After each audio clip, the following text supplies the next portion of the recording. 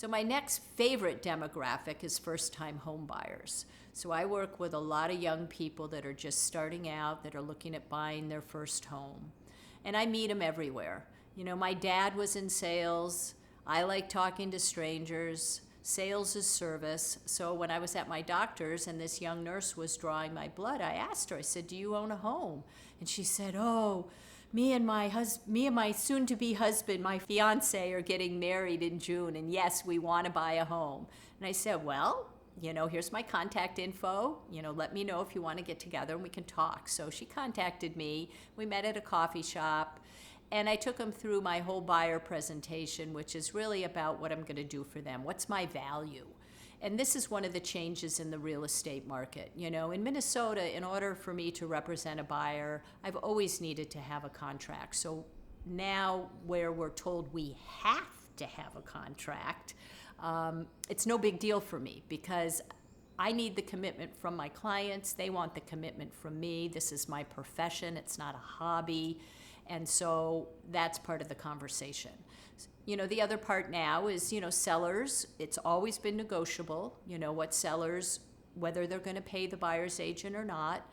And so now we're just making sure that everybody understands who's getting paid, how they're getting paid, and how much. And we have done this for years, but there's a whole new level now. So when I got together with Heidi and Malcolm, we went through the visioning process. What do you want to buy? Where do you want to live? How much can you afford?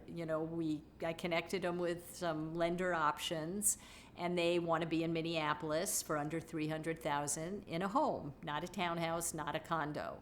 So we started looking, and we found some we didn't like. We put an offer on one, which we lost, because at that price point in Minneapolis, we're competing with investors with cash. And these are mom and pop investors. These are not institutional investors.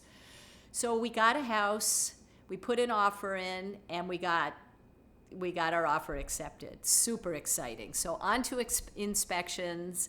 And of course, in a 1922 house, as good as it was, some stuff came up. With the listing agent who really wanted to sell this house to these young buyers and not to investors, we were able to negotiate $33,000 worth of repairs for this lovely young couple. They are over the moon. And this is how real estate gets done. It's two agents working well together on behalf of their clients. We each have fiduciary duties to our clients. So there's things we can say and things we can't say. But working together is how this happens.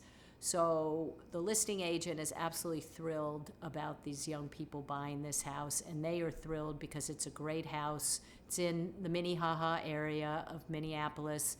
Great walkability, restaurants, coffee shops, movie theaters. This is my passion about working with people, because having a home stabilizes families, it creates generational wealth, it stabilizes communities, and it stabilizes this country.